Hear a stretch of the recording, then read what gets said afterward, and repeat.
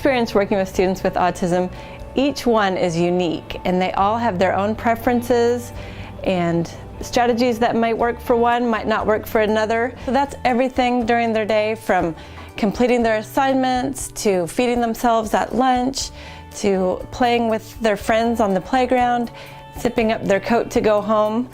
These are all areas we want them to be with their peers and be doing what the other students are doing.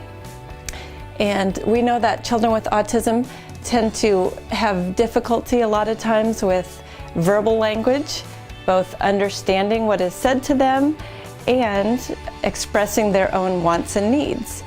So visual supports are very helpful for students with autism. And here's an example of a visual support, a to-do list that the student will use. So after they finish one activity, they can put the picture card into a finished box, and then they know what to do next.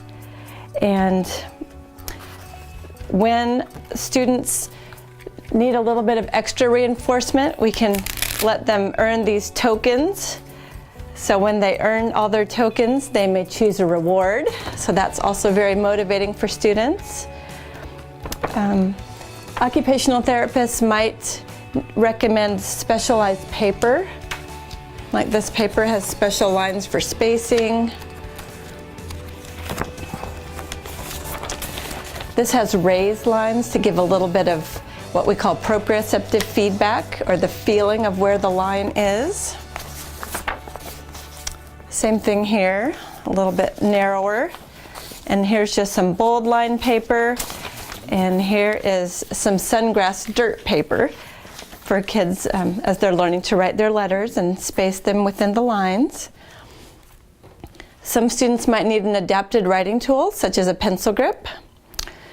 And other students might just need something to keep their hands busy while they're sitting still. So this is a fidget pencil, so they can be keeping their hands still while they're sitting in their desk.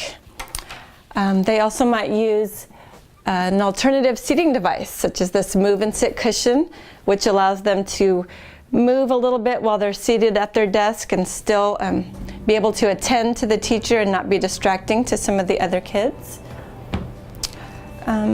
We always want to focus on the students' strengths while supporting their unique needs. So some students might need to have noise reduction headphones, maybe in music class or in the cafeteria if it's too loud in there. This is an example of an appropriate oral sensory device. So kids can chew on this jewelry instead of on their pencils or on their sleeves of their clothes. This is a compression vest that can be calming sensory input for a student who might feel anxious or upset at school. This can be calming, like a hug from their mom. One way we can set up work for students with autism so they know what is expected of them is to have the materials they need on their left, and then the paper is set up visually so they know they match the colors, and after they get done with each color they can put it in the finished container. So that helps them know what they need to do, how much work they need to do, and when they're done. One final thing I wanted to show today was P-Pod.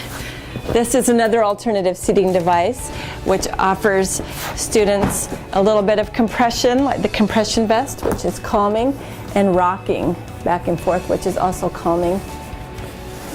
So students can use that in their classrooms as they need to.